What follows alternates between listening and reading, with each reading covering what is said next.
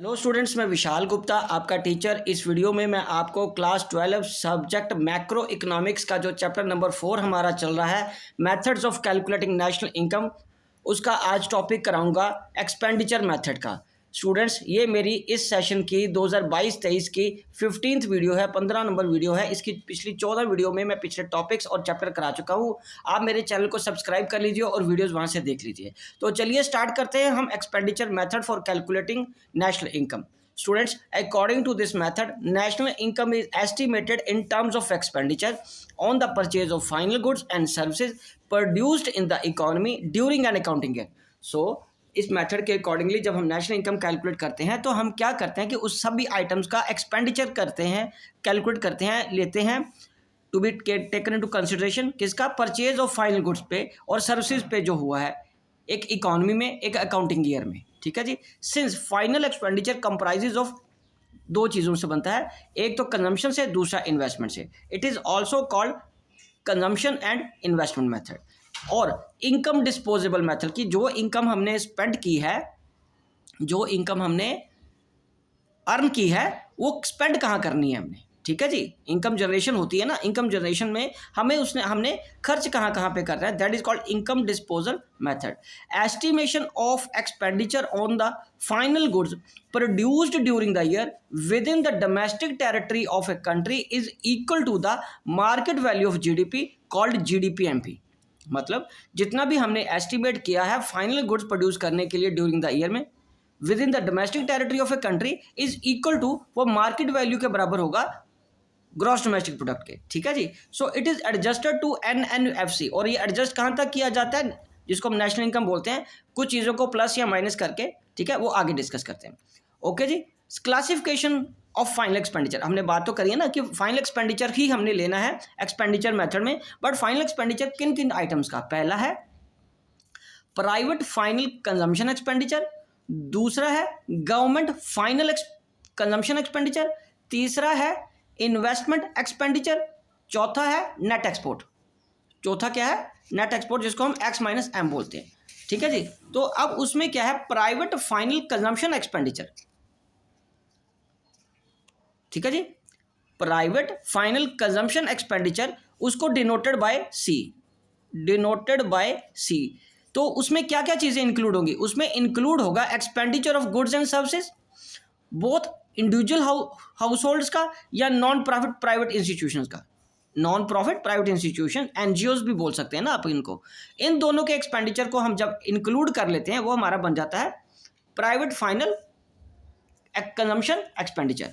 सो expenditure में आता क्या क्या है, कंज्यूमर सर्विसेज भी आती हैं, consumer non durables like goods which are not repeated use, butter और milk, consumer non durable goods services, और ड्यूरेबल कंज्यूमर की ड्यूरेबल गुड्स भी आती हैं, फर्नीचर और वॉशिंग मशीन एटसेट्रा, इस तरीके की। ठीक है students, consumer services, consumers non durable, consumers durable, ये सारी चीजें किसमें शामिल हो जाएंगी, एक्सपेंडिचर में। ओके जी। उसके बाद है एक्सपेंडिचर ऑन इन्वेस्टमेंट, जिसको हम इन्वेस्टमेंट एक्सपेंडिचर बोलते हैं, and is denoted by I, denoted by I. ठीक है जी। So it includes expenditure on the purchase of final goods by the producers which is to be used in the process of production. It includes expenditure on purchase of final goods by the producers which is to be used in the process of production. और वो दो तरीके के expenditure हो सकते हैं, एक fixed investment पे एक्सपेंडिचर, दूसरा इन्वेंट्री पे। फिक्स्ड इन्वेस्टमेंट कैसी होती है, जैसे जो हमारी एसेट्स है, प्लांट एंड मशीनरी, जो प्रोडक्शन प्रोसेस में आपको प्रोडक्शन इंक्रीज करने में या प्रोडक्शन करने में हेल्पफुल है प्रोड्यूसर को। दूसरा इन्वेंट्री इन्वेस्टमेंट, जो रॉ मटेरियल में, वर्क इन प्रोग्रेस में, फिनिश गुड्स में होता है, और उसका हम नेट इफेक्ट लेते हैं क्लोजिंग स्टॉक इन्वेंट्री का, ओपनिंग स्टॉक माइनस करके इन्वेंट्री का। ठीक है जी। तो दो चीज आप, हमें पता ना कि प्रोड्यूसर दो तरह के गुड्स इस्तेमाल करता है, एक फिक्स्ड आइटम्स इंक्लूड करता है, दूसरा इन्वेंट्री स्टॉक। ठीक है जी। कैपिटल गुड्स तो यूज करता ही करता है, वो दूसरे गुड्स भी यूज करता है, और दूसरे गुड्स को हम किस कैटेगरी में लेते हैं, इन्वेंट्री इन्वेस्टमेंट में। और प्लांट एंड मशीनरी जैसी जो फिक्स आइटम्स है, कैपिटल इन्वेस्टमेंट है, वो फिक्स्ड इन्वेस्टमेंट में आ जाती है। तो दो चीजों को इंक्लूड करके हमारा क्या बनता है, इन्वेस्टमेंट एक्सपेंडिचर। चलिए नेक्स्ट करते हैं net exports. Net export, it is the difference between export and import. मतलब एक्सपोर्ट में यदि इंपोर्ट माइनस कर दोगे ड्यूरिंग एन अकाउंटिंग ईयर तो वो क्या बन जाएगा, नेट एक्सपोर्ट। तो export is denoted by X and import is denoted by M. Measurement of national income using expenditure method, उसमें हमें कौन कौन सी तीन चीज़ों को ऐड करना है, तीन चीज़ें ही हैं जब हमने डिस्कस करी है। पहला है फाइनल कंजम्पशन एक्सपेंडिचर, चाहे वो प्राइवेट हाउस होल्ड्स का है या गवर्नमेंट का है फाइनल कंजम्पशन, या गवर्नमेंट का फाइनल कंजम्पशन एक्सपेंडिचर, ठीक है, ये हमारा हो गया फाइनल कंजम्पशन एक्सपेंडिचर। दूसरा कौन सा है, goods gross domestic capital formation. Gross domestic capital formation कैसे आती है, वो आएगा gross domestic fix capital formation, जितना आपने प्लांट एंड मशीनरी में फिक्स एसेट्स पे, कैपिटल एसेट्स पे पैसा लगाया है एक इकोनॉमी में, और दूसरा plus change in inventory, change in inventory या स्टॉक क्लोजिंग और ओपनिंग का डिफरेंस। तीसरा आपने क्या करना है, नेट एक्सपोर्ट। यही जो तीन आइटम पीछे पड़ी है इन तीनों को हमने ऐड कर देना है। फाइनल कंजम्पशन एक्सपेंडिचर प्राइवेट और गवर्नमेंट का, दूसरा जितना भी इन्वेस्ट हुआ है कैपिटल फॉर्मेशन के फॉर्म में इकोनॉमी में, ठीक है जी। और इन्वेस्टमेंट आपको पता है दो तरह से, एक फिक्स कैपिटल की और चेंज इन स्टॉक की, इन्वेंट्री की, और तीसरा नेट एक्सपोर्ट जिसको कि एक्सपोर्ट माइनस इंपोर्ट कहते हैं। इन तीनों को ऐड कर लोगे तो क्या बन जाएगा हमारा gross domestic product at market price. इसको क्या बोलेंगे, gross domestic product at market price. और फिर आगे क्या आ जाएगा, ये तो पहला आ गया ना, कैलकुलेट हो गया। दूसरा स्टेप क्या आएगा, दूसरा स्टेप क्या बनेगा, national domestic product at market price में जीडीपी एमपी माइनस डेप्रिसिएशन। उसमें से अगर ग्रॉस डोमेस्टिक प्रोडक्ट में से इसमें अगर हम डेप्रिसिएशन माइनस कर देंगे तो हमारा क्या आ जाएगा, national domestic product at market price. और तीसरे स्टेप में क्या आएगा, national domestic product factor cost के लिए आपको indirect taxes, net indirect taxes को माइनस करना होता है। नेट इनडायरेक्ट टैक्सेस कैसे बनते हैं, इनडायरेक्ट टैक्सेस और सब्सिडीज का डिफरेंस, ठीक है जी, ओके। चलिए उसके बाद क्या करना है आपको, fourth NNPFC, net national product factor cost, जिसको कि हम नेशनल इनकम भी बोलते हैं, वो कैसे आएगी, net domestic product factor cost का है जो, उसमें हम क्या ऐड कर देंगे, net factor income from abroad. उसमें हम क्या ऐड कर देंगे, net factor income from abroad. उसमें क्या ऐड कर देंगे, net factor income from abroad add कर देंगे। एक्सपोर्ट माइनस जो हमारे रेजिडेंट्स ने किया है, रेजिडेंट्स की इनकम को ऐड कर लेंगे और नॉन रेजिडेंट की इनकम को लेस कर देंगे। वो क्या बन जाता है आपको पता है, net factor income from abroad. तो ये हमारा फॉर्मूला रहेगा, फॉर्मूला वही है, बट हमें जीडीपी के लिए इन आइटम्स को ऐड करना होता है, कंजम्पशन वाली, कंजम्पशन एक्सपेंडिचर, इन्वेस्टमेंट एक्सपेंडिचर और नेट एक्सपोर्ट, ओके जी। तो आगे हम बात करेंगे प्रिकॉशंस की, कि कौन कौन से प्रिकॉशंस हमें इस्तेमाल करने हैं या ध्यान रखना है उन चीज़ों का एक्सपेंडिचर मेथड को यूज करते हुए while calculating national income. Students, सबसे पहले हमें ध्यान रखना है कि only final consumption is to be taken into account.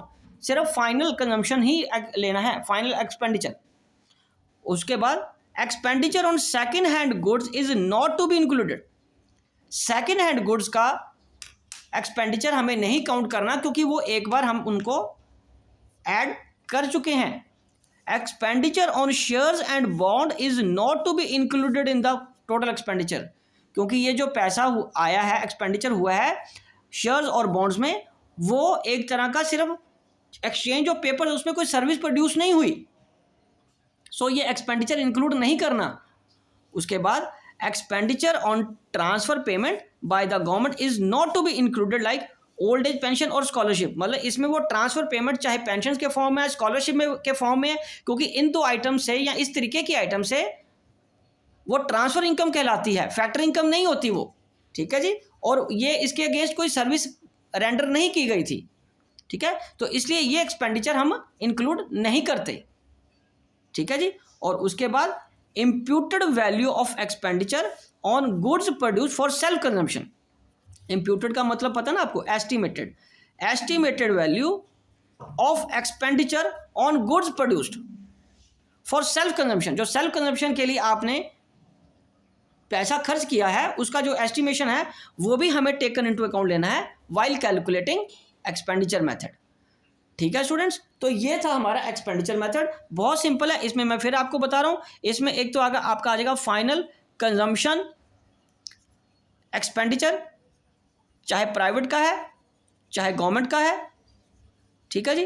Plus आपने क्या कर देना है, इन्वेस्टमेंट एक्सपेंडिचर, इन्वेस्टमेंट एक्सपेंडिचर को ऐड कर देना है, वो चाहे फिर वो फिक्स्ड इन्वेस्टमेंट का है या स्टॉक इन्वेंट्री का है, ठीक है जी। और प्लस क्या कर देना है आपने, नेट एक्सपोर्ट। नेट एक्सपोर्ट वो क्या है, एक्सपोर्ट माइनस इंपोर्ट। इन तीनों चीज़ों को ऐड करके ये हमारा जीडीपी एमपी बन जाएगा। ये क्या बन जाएगा बेटे, जीडीपी एमपी बन जाएगा। ओके स्टूडेंट्स, समझ लग गया बेटे, हाँ जी, ओके जी। तो बाकी तो हमें आपको पता ही है कि वही चीज़ें उसके बाद करनी है। जीडीपी जब कैलकुलेट हो जाएगा तो वो एनडीपी एमपी निकालने के लिए उसमें से डेप्रिसिएशन माइनस कर दो। फिर तीसरे स्टेप में एनडीपी एफसी कैलकुलेट करने के लिए नेट इंडायरेक्ट टैक्सेस को माइनस कर दो। फिर एनएनपी एफसी जो कि अपनी नेशनल इनकम है उसको कैलकुलेट करने के लिए net factor income from abroad हम ऐड कर लेंगे, ठीक है जी। तो इसी के साथ ये टॉपिक कंप्लीट होता है और मैं ये वीडियो भी यहीं कंक्लूड करता हूँ। अगली वीडियो में मैं इसके आपको प्रैक्टिकल कराऊंगा। आप मेरे चैनल को सब्सक्राइब करना ना भूलें और वीडियोस देखते रहें।